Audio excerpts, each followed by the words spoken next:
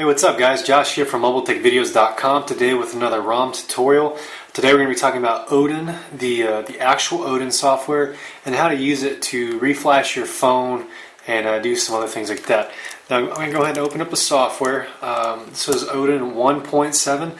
I believe 1.8 is available now. I'm going to package this with 1.7 as that's the version we're dealing with today. You can try the newer version if you'd like, but I do recommend probably using the latest version, as it tends to get more stable as time goes by. And today we're not going to talk about the full extent that Odin can do. We're just going to talk about flashing firmware and maybe a couple other little things. Now, as far as Odin goes, to flash firmware, we're going to be dealing with the PIT and the PDA. The PIT is a .pit file, the PDA is a .tar file. That tar file contains a lot of other things, such as the modem, the kernel, the factory RFS. The PIT file itself is a BML partition layout file that tells Odin how to flash the files to your phone. So we're working with a Samsung Vibrant today that we're going to flash back. We've done some stuff here. We've rooted the phone, changed some things, and we want to flash this phone back to stock. So we'd like to do that. So what we want to do first is power off the phone. Now, this is going to talk about getting your phone into download mode. I have a video to teach you all the different methods of getting into download mode, but we are going to achieve download mode today with our handy MobileTechVideos.com download mode jig. Now, you can get this jig for a very affordable price at my website. The link for that is below, and you can actually get that right now. And check out that link. They're selling very well. People are buying them. Lots of great feedback. And they're good for getting out of brick situations as well. They'll almost fix any brick situation except for a true hard brick. So the phone's powered off, and we're going to put this in a download mode. For us, we simply need to insert the jig, which is way easier, in my opinion, than the other methods. So we're going to put the jig in there, and it's going to put us in a download mode.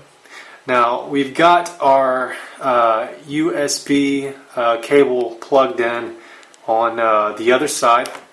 I guess the phone took a little longer than I thought to power off. Once it did, it popped right into download mode as expected. So we've got our USB cable plugged in on the PC side. At this time, with Odin open, we need to plug in the cable to the phone. It plugs in, and our comm is detected. Now, before all this happens, you need to make sure that you have the actual Galaxy S drivers installed on your computer. Your machine needs to understand what the phone is, or else this won't work. I'm assuming if you're at the point of flashing firmware that you've already done that. If you haven't, just do a quick read up on how to get those drivers installed. It's a simple executable package that'll do all that for you. But for the most part, most people have had their computers see their phone before, so we're not going to get into how to install drivers today with this video. So once our phone's plugged in, we're still in download mode. We got there with our jig, and we've got a COM port. This means that Odin has now added and accepted the device. Now we can pick our PIT file. So for us, we're going to go with the Vibrant PIT. I've renamed it for simplicity's sake. There's the Captivate PIT.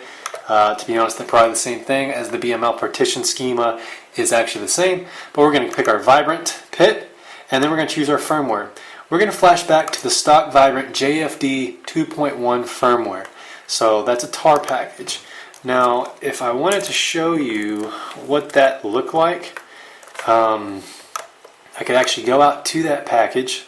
I'm going to go ahead and show you guys this, so that way you can see what's inside of these tar files.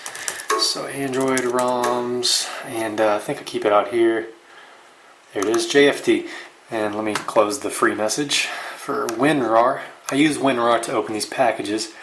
Now, we've got cache.rfs, dbdata.rfs, factoryfs.rfs, the modem, which is how the phone interacts with your network, param.lfs, which stores all the boot images and stuff like that, as well as the Z image, which is the kernel. So basically, we've got the actual operating system files, the database system files, the modem, the partition that controls all the boot images and how the phone interacts with those logos, and then we've got our kernel. All those files are going to be flashed in order according to our PIT file.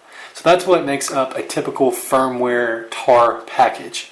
So we've already picked our PIT, we've picked our tar file. Now be sure to do this in the exact order I said. You open Odin, you put your phone into download mode, connect it to the PC, and this will pop up. Select your two files for PIT and PDA, and now we're ready to start. So at this point we can literally just click start.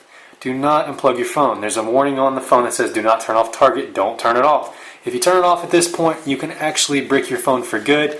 Don't worry too much about that either. I do offer an extended JTAG debricking for $75, but you don't want to have to get to that point when you could just not turn off the phone. So be sure you've got a full battery on the phone, a full battery on your laptop if you're not on AC power. I recommend you do it from a desktop or a plugged-in laptop so that way nothing happens. You just don't want this to turn off. So as you can see here, it's gotten the PIT for the mapping. A firmware update has started, and it's flashing these files in a certain order. We've got our cache, our modem, our factory, so it's already flashed the modem and a couple of other files. And on the phone, we see our blue progress bar to indicate how we're doing. Now, this is going to go ahead and take another few moments to finish. We're going to allow it to finish, and we'll do a recap and talk about what was done to the phone, and we'll give you a tour of how the phone is after the flash. Okay, our flash is almost done, and I just wanted to show you guys what to expect on the phone side when this completes. So, I'll show the recap. This is going to reset the phone in a moment and turn blue. There goes the param, there goes the kernel, and the data. It resets, turns blue. You get a green indicator for a pass, as well as how long it took. It took us 2 minutes 11 seconds. There's our vibrant screen. We're going to get some information to confirm that everything it thought it did checks out correctly, and then we're going to do a formatting data, blah, blah, blah, blah. Keep in mind that this process will wipe all the applications you've installed on the phone. This does not wipe the actual internal SD card, but it does wipe all system folders as well as any applications. So be sure to back those up ahead of time. Remember, I do have a titanium backup video as well as an SMS backup video to teach you how to back up applications and text messages. You can view either one of those right here next to my two fingers, and you can see that as well. So now we're booting up. Now this first boot can take a little bit. It's the first time the phone is doing media scanning and a lot of the other processes it does on the first boot. It's building your dalvik.cache file as well, which takes a moment. So we're going to give it a second, and we'll come back and review our changes and recap, and we'll be done. Okay, so the phone's back up. We are completely back, fresh out of the box, 2.1 firmware. It's doing a little more media scanning, but obviously this is completely flashed back to stock, and we can verify that in the About Phone settings. We've got the stock Eclair build number, no custom ROM, stock kernel version. The baseband is now JFD for the modem, which also confirms our firmware version is 2.1 update 1. So this is a great way to flash back to stock. It's the recommended way to flash back before you upgrade to a ROM on the Vibrant as well as many of the other Galaxy S variants, and that's how you do it. So keep in mind to always use caution when doing something like this, as it does involve some serious things. You don't want to unplug in the middle of Odin, and highly recommend grabbing one of these jigs today.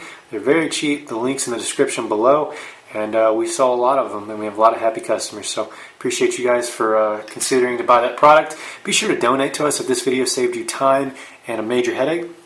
We appreciate our donations. They help pay our web hosting, and I can't say thank you enough to the people that have actually donated at this point. I appreciate each and every one of you, and you guys really help me out a lot. So I appreciate you for appreciating me. So anyways, if you're ready to take on a mod or a firmware flash like this, good luck.